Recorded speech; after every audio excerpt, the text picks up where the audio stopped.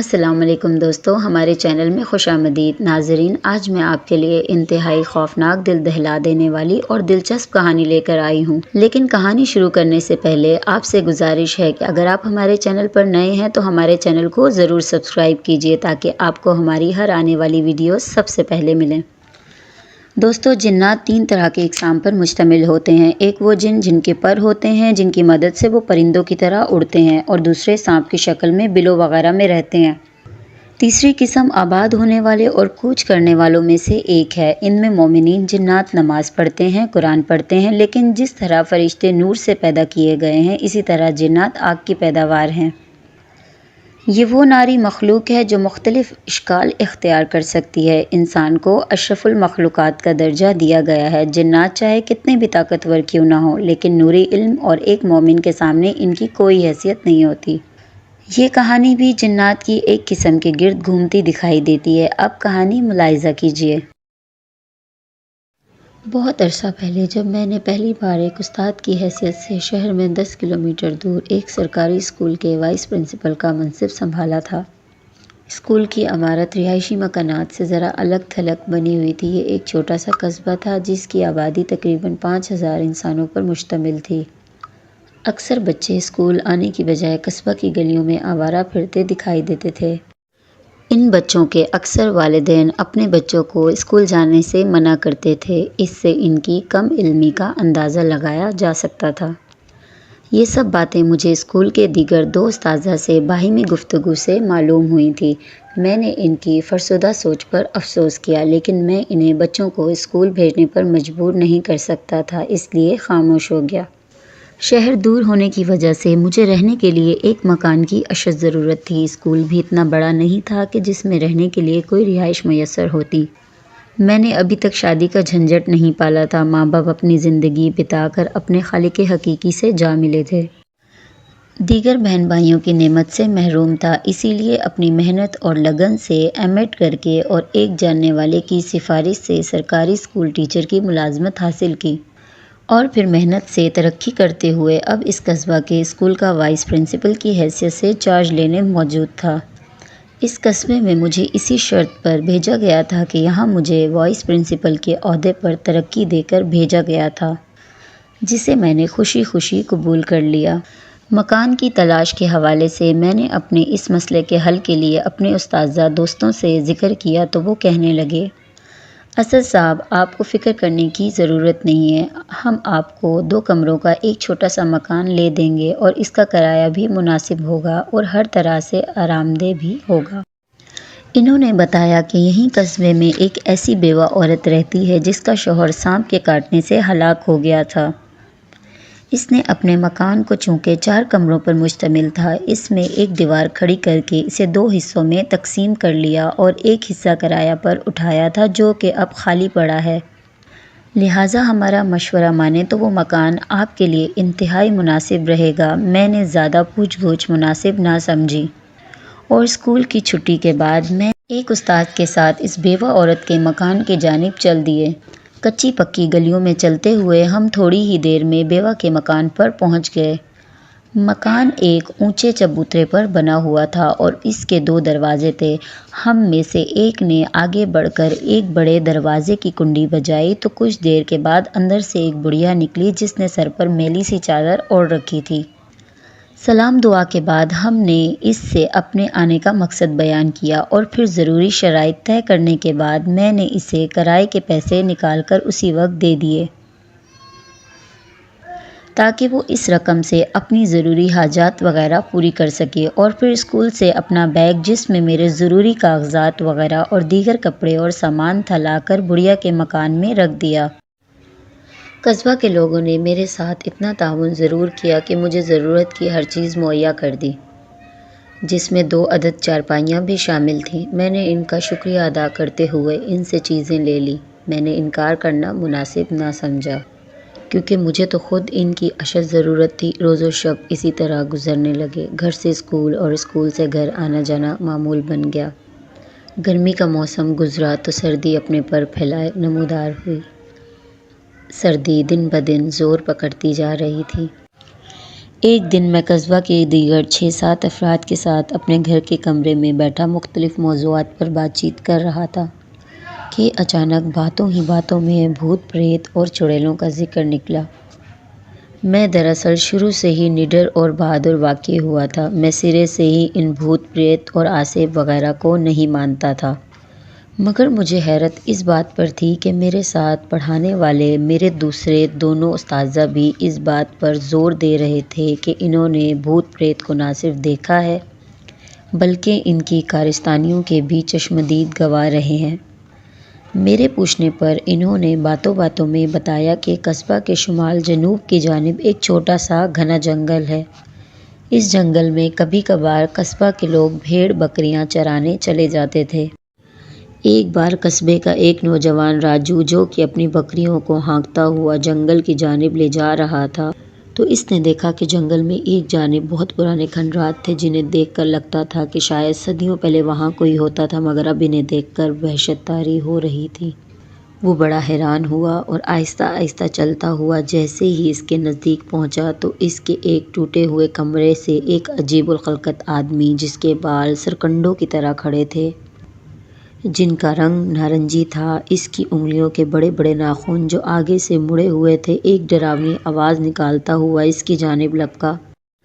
اس نوجوان کی نگاہ پڑی تو وہ خوف زدہ ہو کر اپنی بھیڑ بکریاں وہیں چھوڑ کر سرپٹ قصبہ کی جانب بھاگا اور سیدھا گھر آ کر سانس لیا۔ پھر مختصر طور پر اپنے گھر والوں کو اس عجیب و غریب بلا کے متعلق بتا دیا۔ بعد میں 3 روز تک بخار میں مبتلا رہنے کے بعد اس کا انتقال ہو گیا اور پھر کسی کی ہمت نہ ہوئی کہ دوبارہ اس جنگل کا رخ کرتا۔ لیکن کافی مدت گزرنے کے بعد بھی اس عجیب و غریب بلا نے کبھی قصبے کے کسی شخص کو یہاں آ کر نقصان پہنچانے کی کوشش نہیں کی۔ کچھ عرصہ تک قصبہ کے نوجوان باری باری اپنے گھروں کا پہرا دیتے رہے کہ کہیں وہ بلا انہیں کوئی نقصان نہ پہنچا دے، مگر 10 روز تک مسلسل جاگتے رہنے اور چوکیداری کرنے کے باوجود انہیں وہ بلا قصبے میں آتی نظر نہیں آئی۔ میں خاموشی سے ان کی باتیں سنتا رہا اور میرے چہرے پر ایک مسکراہٹ تھی، جیسے میں ان تعلیم یافتہ لوگوں کی جہالت پر دل ہی دل میں ہنس رہا ہوں، لیکن شاید کوئی بھی میری اس مسکراہٹ کے پیچھے چھپے میرے خیالات کو محسوس نہیں کر سکا۔ جب وہ شخص یہ قصہ بتا کر خاموش ہوا تو میں نے کہا، میں ان بے سر و پا باتوں کو قطعی نہیں مانتا۔ اگر آپ لوگ چاہیں تو میں کھنڈرات میں جا کر آپ لوگوں کے وہم کو جھٹلا سکتا ہوں۔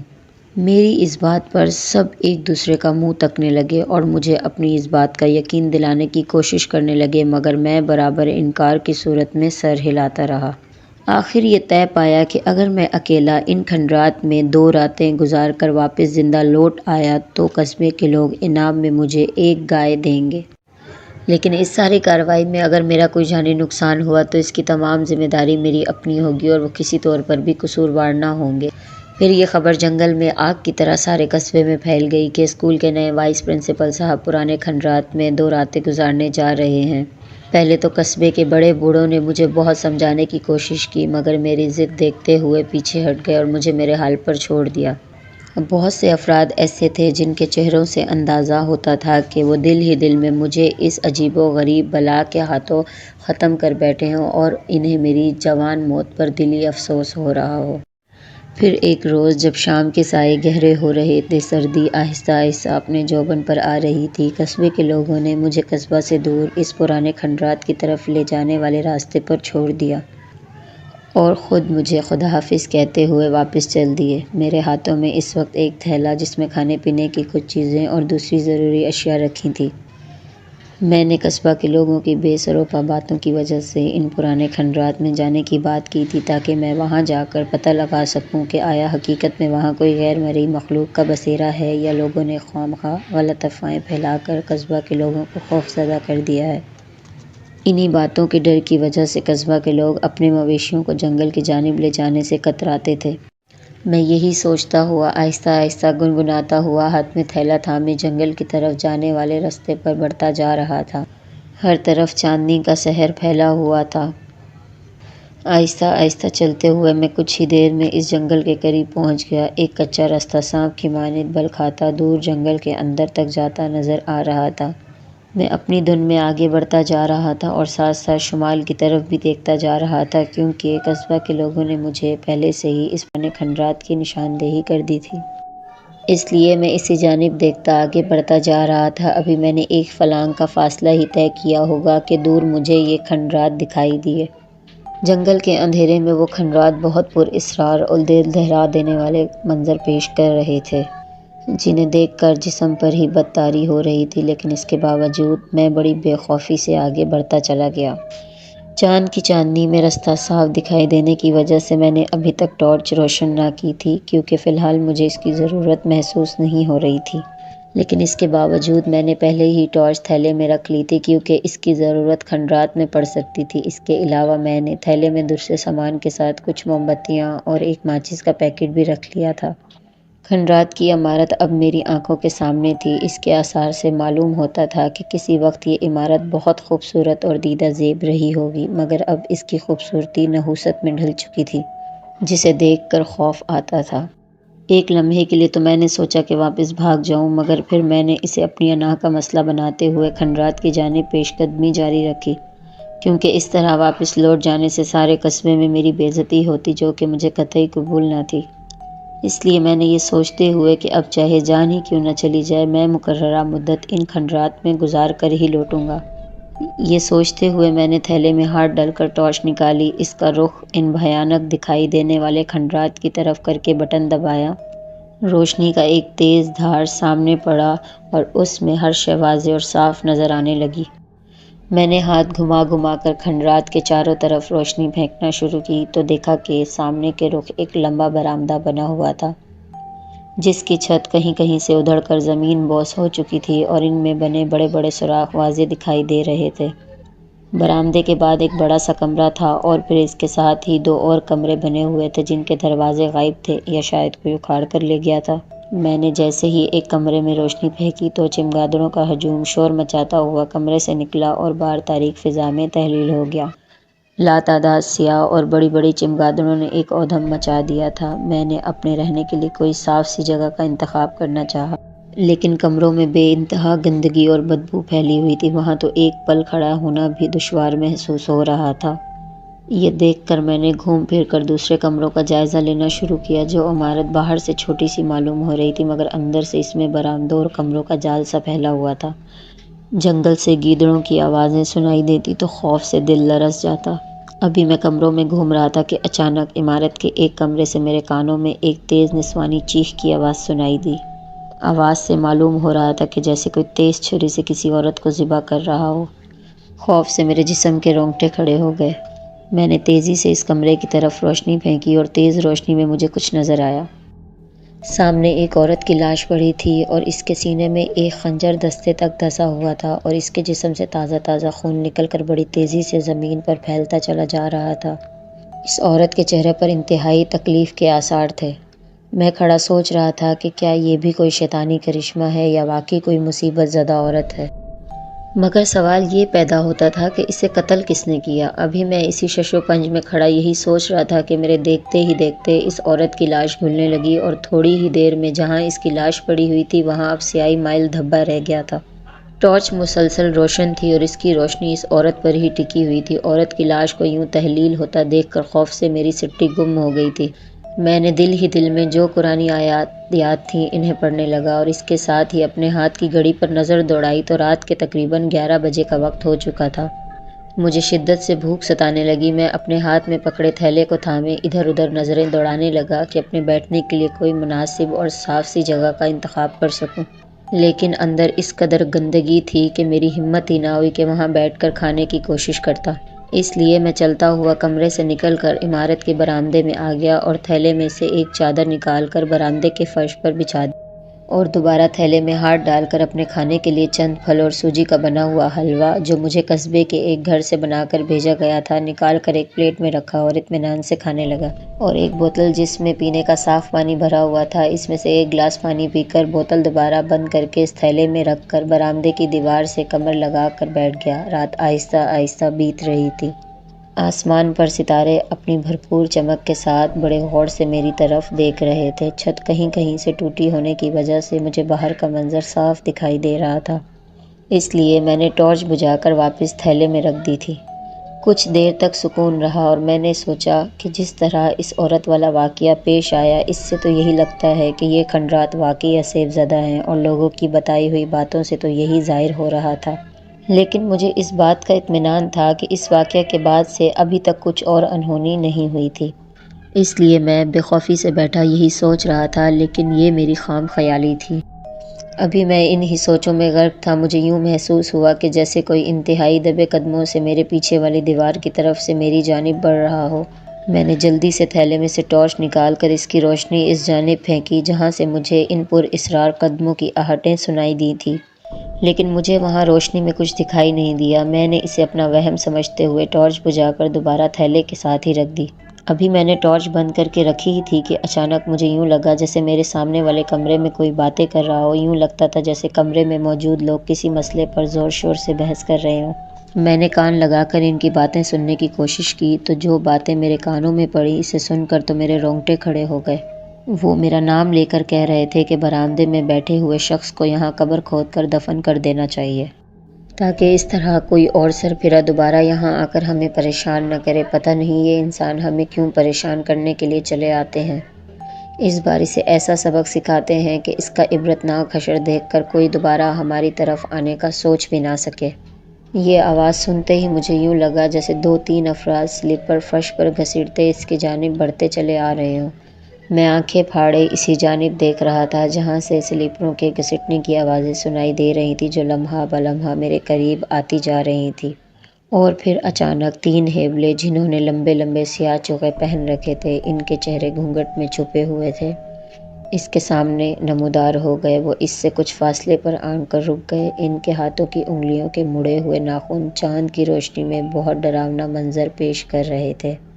میں نے دل ہی دل میں چند قرآنی آیات پڑھ کر ان کی طرف پھونک دی۔ لمحہ بھر کے لیے ان کی جانب بڑھتے ہوئے وہ رک گئے اور پھر دوبارہ اس کی طرف بڑھنے لگے۔ یہ دیکھ کر میں نے اب اونچی آواز میں آیت الکرسی پڑھنا شروع کر دی اور اس کے ساتھ ہی جلدی سے سائیڈ پر رکھی ٹارچ اٹھا کر ان کی جانب کر کے بٹن دبا دیا اور روشنی کا ایک تیز دھار ان پر پڑا۔ میں اونچی آواز میں آیت الکرسی کا ورد بھی کرتا جا رہا تھا۔ روشنی کا دھار ان پر جیسے ہی پڑا تو انہوں نے چیخنا چلانا شروع کر دیا۔ ان کی حرکات سے یوں لگ رہا تھا جیسے کسی نے ان پر ابلتا ہوا پانی یا تیزاب پھینک دی ہو۔ ان کی یہ حالت دیکھ کر میرا حوصلہ بڑھا اور میں یکدم اٹھ کر کھڑا ہو گیا اور آیت الکرسی پڑھتے ہوئے ان کی جانب مسلسل روشنی پھینکنے لگا۔ مجھے اٹھتا دیکھ کر وہ ہیولے پیچھے کی جانب ہٹنے لگے اور آہستہ آہستہ دوبارہ کمرے میں داخل ہو گئے۔ ان کے کمرے میں جاتے ہی میں نے اطمینان بھرا سانس لیا اور خدا کا شکر ادا کیا۔ کچھ دیر تک میں نے کچھ سننے کی کوشش کی، لیکن چاروں طرف خاموشی طاری تھی۔ حتیٰ کہ جس کمرے میں وہ ہیولے دوبارہ گھس گئے تھے، وہاں سے بھی اب کوئی آہٹ یا بات کرنے کی آواز سنائی نہیں دے رہی تھی۔ پھر میں نے ہمت کرتے ہوئے اس کمرے کے ٹوٹے ہوئے دروازے کے سامنے کھڑے ہو کر جب روشنی اندر کی جانب پھینکی تو وہاں بھی کمرہ خالی ہی تھا۔ یہ دیکھ کر میں نے ٹارچ بجھا کر دوبارہ اسے تھیلے میں ڈال دیا اور دوبارہ دیوار سے ٹیک لگا کر بیٹھ گیا۔ یہ رات کے 2 بج رہے تھے اور اب مجھ پر نیند نے اپنا غلبہ ڈالنا شروع کر دیا تھا۔ سچ کہتے ہیں کہ نیند کانٹوں پر بھی آ جاتی ہے۔ میں دیوار کے ساتھ ٹیک لگا کر اونگنے لگا۔ ابھی میں نے نیند کا ایک جھٹکا ہی لیا ہوگا کہ اچانک کسی نے آواز دے کر مجھے پکارا۔ میں نے یکدم آنکھیں کھولی اور چونک کر سر اٹھایا، لیکن دور دور تک مجھے کوئی دکھائی نہ دیا۔ مجھے بڑی حیرت ہوئی کہ کسی نے میرا نام لے کر پکارا اور ابھی کہیں دکھائی بھی نہیں دے رہا۔ ابھی میں یہی سوچ رہا تھا کہ حیرت سے میرا منہ کھل گیا۔ چند فاصلے پر میرے سامنے کٹا ہوا ایک انسانی سر رکھا ہوا تھا، جس کی آنکھوں سے روشنی کے دھارے نکل رہے تھے اور اس کی کھلی ہوئی سرخ آنکھوں میں جیسے خون اتر آیا تھا۔ کھوپڑی کے نتنوں کے بال باہر تک نکلے ہوئے تھے اور اس کا گردن تک کٹا ہوا سر، جس میں سے گاڑھا خون نکل کر فرش پر ایک تالاب کی صورت میں اکٹھا ہو رہا تھا۔ سر کے بال سرکنڈوں کی مانند کھڑے ہوئے تھے اور اس کی آنکھوں سے نکلنے والی روشنی کا دھار سیدھا میرے چہرے پر ہی پڑ رہا تھا۔ کٹے ہوئے سر کے جبڑوں سے لمبے اور مڑے ہوئے دانت صاف دکھائی دے رہے تھے۔ میں خوف اور وحشت سے اس کی جانب دیکھنے لگا۔ کچھ دیر تک سر خاموشی سے مجھ پر روشنی پھینکتا رہا اور اس کے بعد وہ زمین سے ایک پتنگ کی صورت اوپر کی جانب اٹھنے لگا۔ میں اس پر نظریں جمائے دیکھتا رہا۔ سر آہستہ آہستہ اوپر اٹھتا آئین میرے سر کے اوپر آن کر ٹھہر گیا اور اس میں سے ٹپکتا ہوا بدبودار خون ایک پتلی سی دھار کی صورت میں مجھ پر گرنے لگا۔ اس نکلنے والے خون سے عجیب سی سڑان پھیلنے لگی تھی، جس کی بدبو سے مجھے متلی ہونے لگی۔ کچھ دیر تک خون مجھ پر گرتا رہا اور اس دوران مجھے یوں محسوس ہو رہا تھا جیسے میرے تن بدن میں کسی نے آگ کے انگارے بھر دیے ہوں اور تمام جسم دہکنے لگا تھا۔ میں نے جلدی سے ٹارچ اس کی جانب کر کے زور زور سے آیت الکرسی اور سورۃ فاتحہ کی تلاوت شروع کر دی۔ میرے منہ سے قرآنی آیات کے الفاظ سنتے ہی وہ سر چیختا ہوا یوں غائب ہو گیا جیسے اس کا کوئی وجود ہی نہ ہو۔ اسے غائب ہوتا دیکھ کر میں نے جلدی سے اپنے اوپر اوڑھا ہوا کمبل اتار کر پھینکا اور پھر قمیض بھی اتار کر پھینک دی۔ کمبل اور قمیض خون سے تتر بتر ہو گئے تھے۔ کپڑے اتار پھینکنے کے باوجود میرے تمام جسم میں آگ لگی ہوئی تھی۔ نہ جانے وہ کس قسم کا خون تھا جس نے مجھ پر تیزاب جیسا اثر کیا تھا۔ پھر آہستہ آہستہ آگ کی گرمی کم ہونا شروع ہوئی تو میں نے کمبل کے بچ جانے والے خشک حصے سے اپنا بدن اور سر سے خون صاف کرنا شروع کیا جو کہ اب پپڑیوں کی صورت اختیار کر چکا تھا۔ خون صاف کرنے کے بعد میں نے تھیلے میں سے ایک صاف قمیض نکال کر پہنی اور کمبل کو ایک طرف رکھ دیا کیونکہ وہ خون سے بھرا ہوا تھا۔ پھر ساری رات میری آنکھوں سے نیند غائب رہی اور میں اسی کٹے ہوئے سر کے متعلق سوچ رہا تھا۔ اب آہستہ آہستہ صبح کا اجالا نمودار ہونے لگا تھا اور صبح کا اجالا پھیلتے ہی میری حیرت کی انتہا نہ رہی کہ رات کو جو کپڑے خون سے تر ہو گئے تھے اب وہ بالکل صاف تھے اور انہیں دیکھ کر یوں محسوس ہو رہا تھا جیسے کبھی ان پر کوئی داغ تک نہ لگا ہو۔ میں نے بوتل میں سے پانی نکال کر منہ دھویا اور کلی کر کے تھیلے میں سے کھانے کے لیے پھل وغیرہ اور بسکٹ نکالے اور ان سے پیٹ بھرا۔ دھوپ پھیلتے ہی عمارت میں گھٹن کا احساس بڑھ گیا تھا۔ میں نے تھیلا ایک جانب رکھا اور عمارت سے باہر آ گیا۔